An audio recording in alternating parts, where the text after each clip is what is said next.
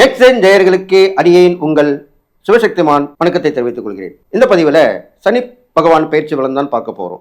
அதுக்கு முன்னாடி எனக்கு குருநாதர் வணக்கிறேன். ஓம் குரு யோனம நற்பவே நற்பவே நற்பவே ஓம் காஞ்சிவாசாய வித்மிகே சாந்தரூபாய தீமகே தன்னோ சந்திரசேகர பிரஜோதியாத். என்னுடைய உபாசனை மகா வாராகி வணங்குறேன்.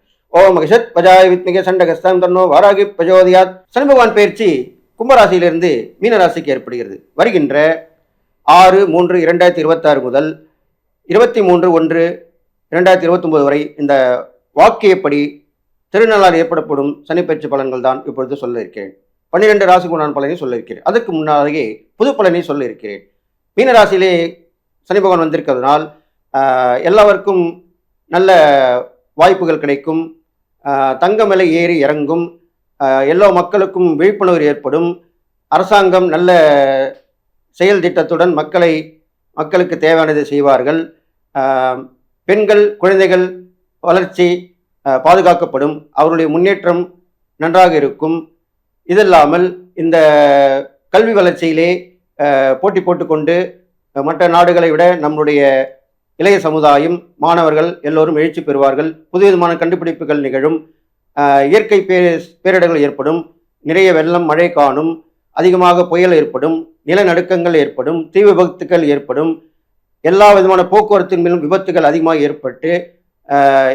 ஏற்பட இருப்பதால் மக்கள் விழிப்புணர்வு இருக்க வேண்டும் என்று சொல்லி இப்பொழுது 12 ராசிகள் உண்டான பலனை பார்ப்போம். கன்னிராசி நேயர்களே, இந்த சனிப்பயிற்சி பலன் பார்க்கும்பொழுது உங்களுக்கு கண்டக சனின்னு சொல்லுவாங்க.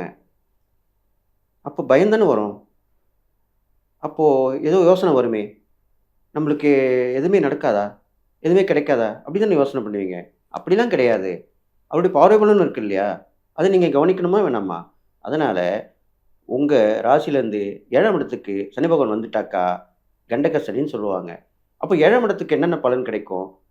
உங்களுடைய கணவன் மனைவி உறவு கொஞ்சம் பிரச்சனையாக இருக்கும். சில தொல்லைகள் தொந்தரவுகள் வரும். நீங்கள் ஒன்று சொன்னால் அவங்க ஒன்று சொல்லுவாங்க. ரொம்ப கவனமாக இருக்கணும். பேச்சில் நிதானம் தேவை, அதுதானே முக்கியம். அப்போ வாக்குவாதத்தை கவனிமா இருங்க. செயலில் பண்ணிட்டு வாங்க. கணவன் மனைவிக்குள்ளே, உங்களுக்கு கணவன் மனைவிக்குள்ளே மட்டும் இல்லை, நீங்கள் தொழில் பண்ணாலும் வியாபாரம் பண்ணாலும் பங்குதாரர்கள் கூட்டாளிகள் இருப்பாங்க இல்லையா, பார்ட்னர்ஷிப்னு சொல்கிறோம் இல்லையா, அவங்ககிட்டேயும் கவனமாக இருக்கணும். ஏன்னா மேடம் அதுதானே குறிக்குது. அப்போ கவனமாக இருந்து தானே ஆகணும். அப்போ சனி பகவான் நீதி நேர்மை சத்தியத்தை கொடுக்கக்கூடியவர் இல்லையா, அப்போது கணக்கு வழக்கெல்லாம் கரெக்டாக காட்டணும். அவங்களுக்கு கொடுக்க வேண்டிய லாபத்தை நீங்கள் கரெக்டாக கொடுக்கணும். நீங்கள் மறைக்கக்கூடாது. அவங்களுக்கு தெரியாமல் பதுக்கக்கூடாது. இதெல்லாம் பண்ணக்கூடாது. இதெல்லாம் பண்ணிங்கன்னா தான் கண்டிப்பாக சனி பகவான் தண்டனை கொடுத்துருவாரு. அவங்க வேலைக்கு போயிடுவாங்க. உங்களுக்கு கேஸும் போட்டுருவாங்க. உங்களுக்கு பிரச்சனையும் வந்துடும். இதெல்லாமே நடக்கும். அப்போது அவங்களுக்கு கொடுக்க வேண்டிய பங்கை கொடுத்துட்டிங்கன்னா ஒரு பிரச்சனையும் இல்லை. அதை நீங்கள் கவனமாக பார்த்துக்கணும்.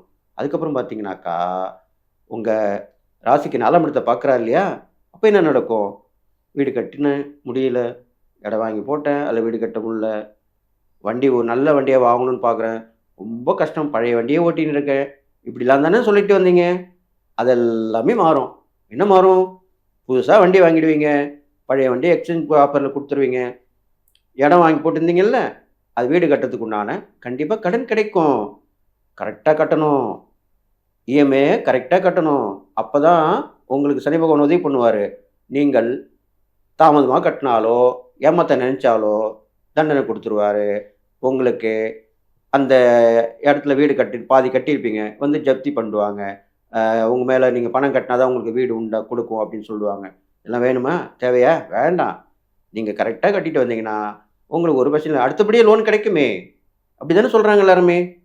கடன் கொடுக்குறவங்களும் அப்படி தானே சொல்கிறாங்க. கரெக்டாக கட்டிட்டு வாங்க, அடுத்து லோன் வாங்கிக்கோங்க சொல்கிறாங்களா இல்லையா? அதுதான் நடக்கும். அதனால் இது கண்டிப்பாக நடக்கும். வீடு கட்டுறவங்களுக்கு, வீடு பாதியில் நின்றவங்களுக்கும் அதுக்குண்டான வழி ஏற்படும். வீடு கட்டாமல் இடம் வாங்கி போட்டிருந்தவங்களுக்கும் வீடு கட்டுற பலன் கிடைக்கும். இதெல்லாமே நடக்கும். ஆரோக்கியமும் நல்லதாக இருக்க போகுது.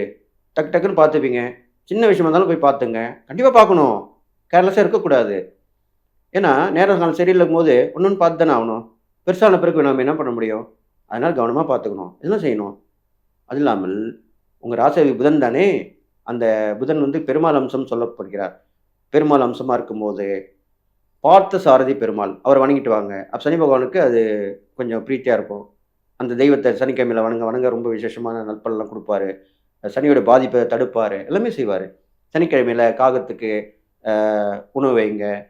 அதுக்கப்புறம் மாற்றுத்திறனாளிக்கு உதவிட்டு வாங்க.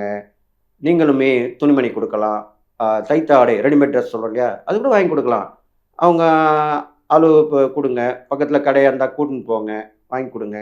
சும்மா ஏனோ தானோ வழியில பொறுமாடி காசு போட்டு போறது முக்கியம் இல்ல. முக்கியமான பரிகாரம். இது மாரிலாம் இருக்கும்போது கூட்டின்னு போய் வாங்கி குடுக்கலாம்.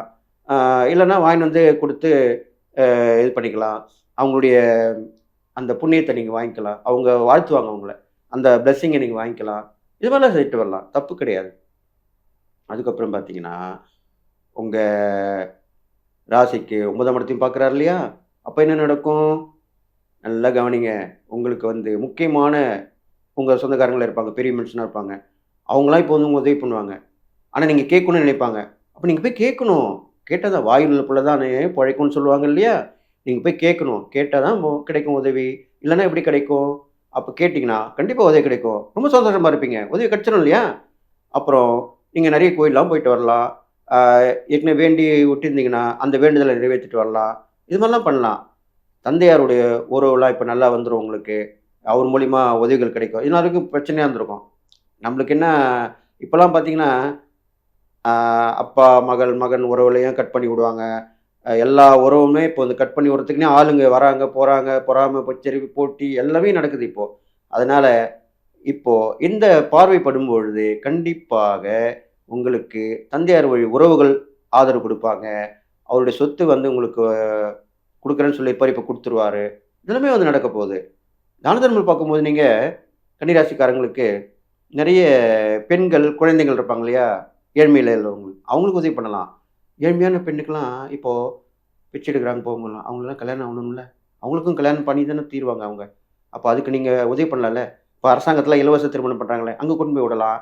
இல்லனாக்கா, கோயில்ல போய் சிம்பிளா பண்ணி குடுங்க. நீங்க உங்களால முடிஞ்சா ஒரு 10 பேர் சேர்த்து, அதுல வர வருமானத்த வச்சு, அந்த ஏழை பெண்ணுக்கு கல்யாணத்த பண்ணி வைங்களேன் கோவில்ல. யாரு வேணான்னு சொல்றது? அது எவ்வளோ பெரிய விஷயம்? அது பண்ணாலே உங்களுக்கு நல்லது நடக்கும். இது மாரிலாம் பண்ணிட்டு வந்தீங்கனாலே, இந்த சனி பயிற்சியில கன்னி ராசிக்காரங்களுக்கு வர கெடுபல் எல்லாமே, நீங்க பண்ற பரிகாரத்தினாலயும், தான தர்மம்னாலயும் ஓடோடி போயிடும். அதனால முக்கியமான நபராக இந்த சனி பயிற்சியிலே நீங்கள் திகழப் போறீங்க. எல்லா நலமும் பெற்று வாழப் போறீங்க அப்படின்னு சொல்லி வாழ்த்து விடைபெறுகிறேன். நன்றி. வணக்கம்.